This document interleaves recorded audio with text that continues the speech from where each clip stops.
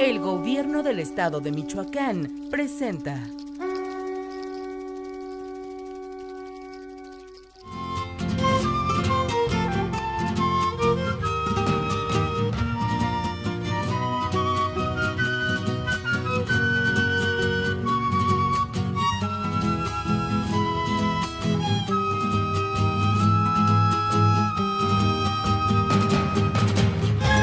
Historias de mi tierra.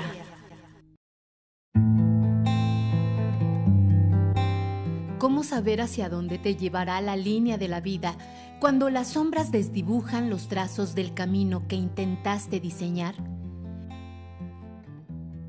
Puede ser que el destino te juegue una mala pasada o tal vez inicies tu propia condena al situarte en el lugar y el momento equivocados. Hoy Jaime Ponce da testimonio de una historia que probablemente se repite para aquellos latinos que caen en las prisiones de Estados Unidos. A él simplemente lo sorprendió dormido en un suburbio de Los Ángeles cuando tenía 19 años. Había trabajado mis 2 trabajos por 3 días seguidos. No había dormido, pero pues uno es joven y quería ir a una fiesta que me habían invitado. Así que como a las 5 de la tarde, después de estar como en un mercado, que aquí le decimos un mercado cerrado, allá sería como un swami, fui y de ahí de ese swami me fui a la casa de un muchacho donde tomamos y me quedé dormido del cansancio y de que pues estaba tomando, que no es la misma tolerancia para mucha gente que para mí, porque ya venía cansado. Cuando me quedé dormido y la próxima vez que desperté era porque un oficial de la policía me despertaba y me jalaba de la camisa diciendo que pues tenía que salir de la casa para que hubiera una investigación. Originarios de Morelia, Michoacán, y con una familia dividida por la inmigración, primero de su padre y de su hermano mayor, y posteriormente de su madre, Jaime, siendo apenas un niño de 7 años, quedó al cuidado de una de sus hermanas. Según relata, se convirtió en un joven disperso que sin dirección no entendía cómo resolver sus deberes escolares y familiares. Yo estaba yendo a la escuela, pero no tenía contacto con mi familia, así que pensó ella que era una buena idea irme con ellos y pues empezar mejor una nueva vida allá. Si podía ir a la escuela, aprender inglés, aún estaba joven, muy chico, 17 años, y por esa razón me fui para mejorar mi vida. Y es la unión familiar que yo te podría decir que fue la mayor de las razones. 10 años después, cruzaría de forma indocumentada la frontera por Tijuana. Crucé la frontera caminando en el cerro y tardé creo que 2 días en llegar, porque caminábamos y descansábamos, o en el día no caminaba, solamente en la noche. Llegué a San Diego y de San Diego me llevaron a Los Ángeles, donde mi papá y mi mamá me recogieron. Jaime llegó a un suburbio de Los Ángeles donde viviría con su familia. Estudiaba y trabajaba. Tenía casi año y medio de residencia cuando lo invitaron a una fiesta a la que asistió y donde después se enteraría hubo un tiroteo, razón por la cual fue detenido y presentado como sospechoso. Ese día que nos sacaron, la víctima dijo que un muchacho de los que estaban ahí le disparó. En ese momento la policía lo arresta y se lo lleva a la estación de policía.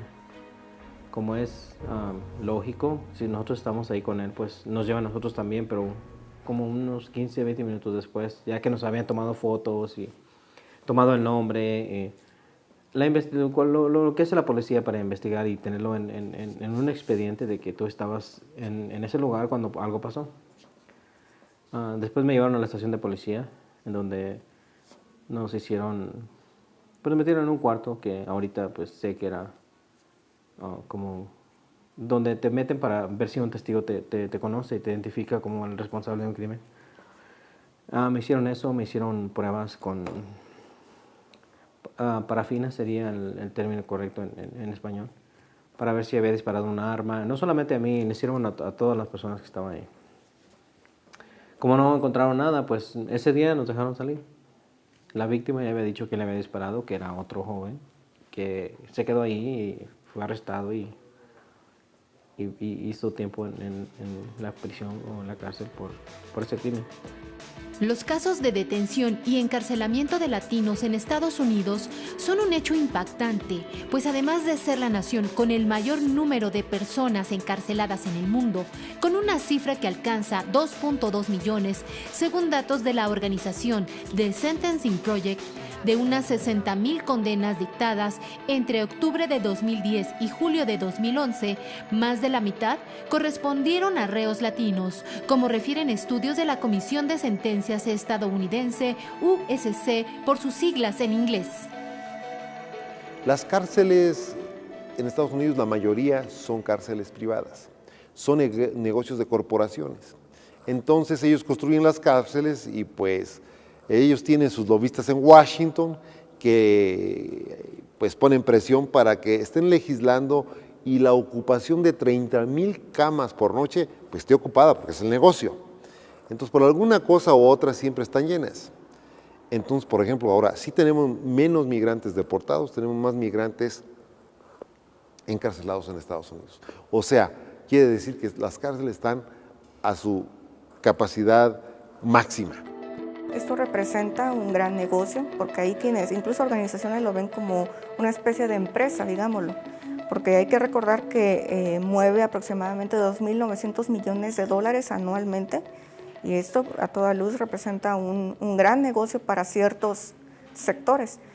Y el caso de que también hay una elevada tasa de personas que se encuentran en la cárcel se debe al endurecimiento de las penas, porque hay que recordar que Estados Unidos emprendió hace unos años una guerra contra las drogas.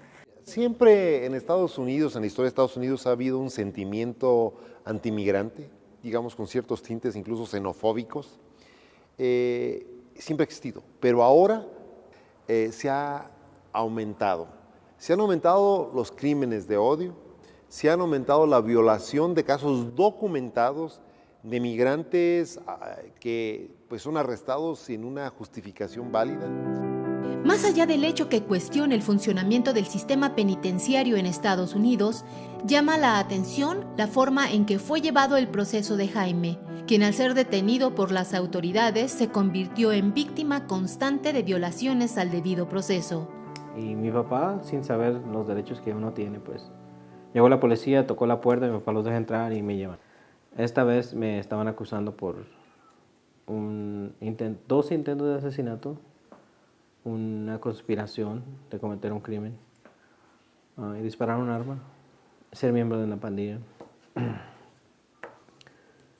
Porque cuando un oficial hace un expediente formalmente, o si tú vas a hablar con él, él tiene una hoja especial para eso, donde dice quién estás entrevistando, quién es el que lo entrevista, a qué hora, en qué lugar, quién está presente, y él tiene muchas características para que esa hoja sea válida, que es requerida por la policía de Los Ángeles. Esta hoja era una hoja en blanco, sin nada, no dice quién la escribió, no dice con quién supuestamente yo hablé, pero aún así el fiscal espantó a mi abogada. La conocí 2 días o un día antes de que comenzara nuestro juicio. Nunca leyó nada.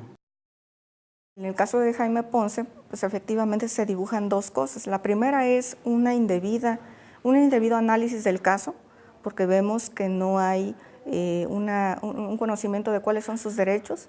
Y en segundo lugar, vemos que la parte que representó a esa persona no aportó de manera adecuada las pruebas.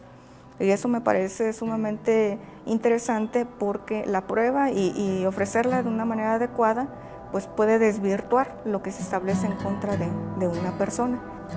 El estado de vulnerabilidad en el que se encuentra la población con un estatus irregular en Estados Unidos facilita la proliferación de servicios legales dirigidos por gente sin escrúpulos que genera jugosas ganancias, aprovechando la ignorancia y el miedo que embarga a las víctimas. Pagué a muchos abogados para que hicieran el trabajo de ellos, que fuera someter peticiones a la corte, hablando por mí, que hablaran por mí, pidieran por mí para la corte, pero nunca lo hicieron.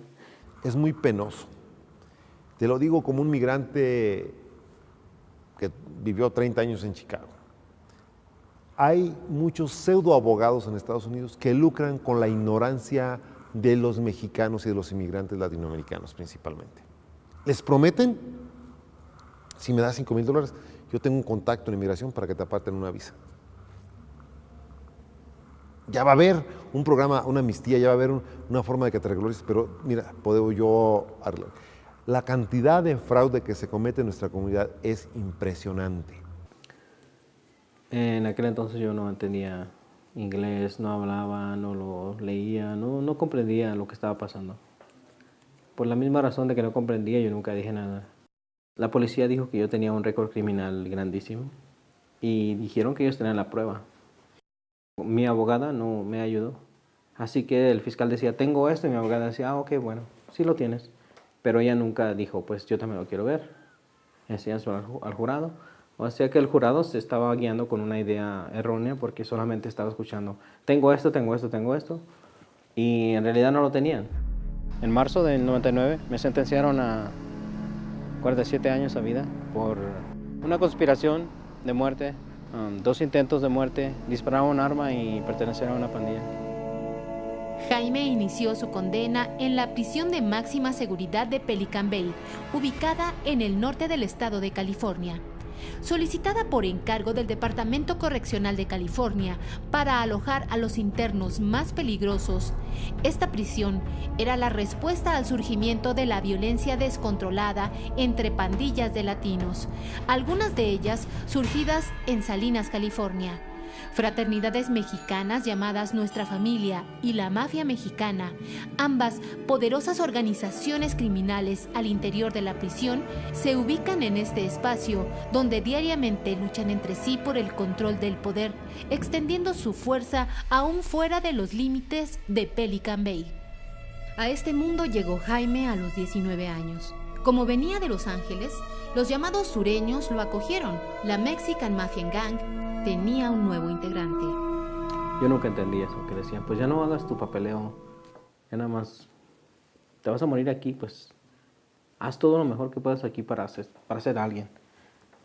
Ser alguien sería como tratar de ser alguien importante dentro de la pandilla, como navajear a muchas personas, Ganarte como el respeto. ganarte más respeto, ganarte una posición sabiendo que si algo se va a hacer, tú vas a levantar la mano y decir yo lo hago. Que si te dicen, pues lo tienes que hacer de todos modos, pero no es que te forzan físicamente que te digan hazlo, pero psicológicamente sabes que si no lo haces, pues te lo van a hacer a ti. Y pues sí, lastimé varias personas cuando estaba en la cárcel. Era por lo mismo de que rompe las reglas, pues sabes que te van a hacer algo. Y la mayor parte de los casos, pues el que te lo va a ser tu amigo. Por eso es. Y te dicen, no es personal, solo son negocios. Tú sabes lo que hiciste y por qué te estamos haciendo esto. Jaime nunca perdió la esperanza de salir de prisión y luchó incesantemente para buscar que las puertas de la prisión se abrieran, tras analizar las continuas violaciones durante el proceso judicial. Así que después te digo, aprendí inglés y yo mismo con otros compañeros me ayudaban a hacer mociones, que me ayudaban, pues les pagaba. Es una primera ayuda de todos modos. Y poquito a poquito empecé a meter papeles en la corte. Y metía uno y metía otro.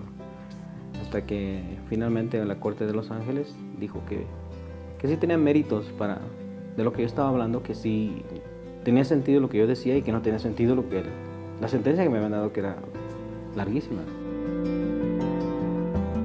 El proyecto para los inocentes de la Escuela de Leyes de la Universidad de Loyola está dedicado a la exoneración de los condenados injustamente en el condado de Los Ángeles. Los abogados y estudiantes de Loyola persiguen demandas de inocentes a través de entrevistas a testigos, examinando expedientes y redactando reclamos. Hasta ahora, este trabajo ha dado la libertad a 5 clientes. Cuando la Escuela de Loyola recibe mi expediente, es porque mi prima les mandó una carta. Mi mamá les mandó una carta y yo les escribí diciendo, a la corte dice que tengo mérito para que tú veas mi caso. Mr. Ponce contacted us when he had filed a document to try to attract the attention of a judge so that he could prove his innocence, and contacted us and asked us for help. And we knew that because he had started this process, it was probably his last real chance to prove his innocence and get out of prison. Cuando ellos leen todo el expediente, ellos se dan cuenta de todas las anormalidades que había. La más principal fue que había una declaración en inglés donde decía que Jaime Ponce había disparado a estas personas. Esta declaración estaba escrita en inglés. No, tenía mi nombre abajo, no es mi firma, solamente dice Jaime Ponce. Así que eso la fiscalía decía que yo lo escribí, que yo dije que sí, intenté matar a estas personas. Entonces yo le dije, nunca escribí inglés antes, esa no es mi letra. Were there any violations in the right process in this case specifically since his detention? Yeah, well, we believe that there were a couple of different due process violations. In addition to his being innocent, we also believe that there was police misconduct and false testimony in his case, which were due process violations, as well as a Sixth Amendment violation to right of counsel because his attorney who was defending him at his trial did such a poor job that it was a violation of the Sixth Amendment of the U.S. Constitution. Unfortunately, we never actually proved any of these claims because we ultimately went through a different process to get him released from prison as soon as possible, and we never had a final hearing to determine, to prove those other claims. El caso de Jaime Ponce es un ejemplo muy claro de cómo los departamentos de policía y algunas autoridades policíacas allá ven a México, y especialmente a los mexicanos indocumentados, como algo negativo. What about the human rights? Were there any violations to his human rights? Well, those are all violations of human rights, really. I mean, he has the right under our Constitution to the process that he's entitled to, but I mean, those are human rights. Everybody has the right to a fair trial and to not be in prison if they're innocent. Porque finalmente la corte obligó a la policía de Los Ángeles a que nos diera esos reportes de la policía. Y como te digo, en esos reportes había gente que vio la balacera. Y también ellos fueron a buscar a la primera víctima, que dijo que fue alguien más. Cuando ellos fueron a buscar a esta persona, ellos se dieron cuenta que lo habían matado. We were concerned that the process would take unfairly too long, and we got an opportunity to make a deal for his release before we would have had to go through the lengthy process that might have taken another few years. And so we asked Mr. Ponce if he would prefer to just make that deal and be released from prison instead of going through that other lengthy court process. Así que todas estas incoherencias, cuando los abogados los ponen en papel y se los enseñan a la corte, el fiscal también recibe una copia. Cuando el fiscal recibe una copia y ya se está acercando los días para que yo vaya a una corte, es cuando él decide contactar a mis abogados y decirle, pues está bien, para terminar esto y cerrarlo sin otro juicio y ahorrarnos el trabajo y los problemas, pues si él quiere yo lo dejo ir, pero condición que no va a demandar al Departamento de Correccionales, que no va a demandar a la detective, que no va a demandar al Estado de California, que no va a demandar a nadie, que va a ceder su derecho de una apelación, que fue lo que duele, y se tiene que autodeportar. Pero si ya quiere hacer eso, se va a su casa en unos días, en un par de días. Y el caso de Jaime, cuando tú platicas con él, te va diciendo cómo fue su calvario. Pero también cómo, para poder tener el beneficio de un abogado en este proyecto que fue parte, tuvo que renunciar a un derecho de él, de poder demandar al Estado de California por la violación sistemática que hicieron a sus derechos humanos. Eso también no está bien. Nosotros como mexicanos, como Secretaría del Migrante, como gobierno del Estado, decimos no está bien. ¿Cómo le vas a pedir a un ser humano que renuncie a sus derechos? Pero él lo aceptó, con tal de tener una salida a una libertad. Tiempo de pensar y tiempo de actuar. Los años y el aburrimiento llevaron a Jaime a descubrir un talento que afloró y que con los años perfeccionó, que lo llevó a pasar las horas y los meses y también los años de confinamiento. El dibujo y la pintura fueron parte de la terapia para no dejar de luchar y para no dejarse morir. Tras los meses después de su liberación y de regreso en Morelia, Jaime comparte su experiencia con jóvenes estudiantes. ¿Quién lo sabe? Tal vez su historia permita conocer el otro lado del sueño americano. Hoy, solo importa ser libre. Por fin.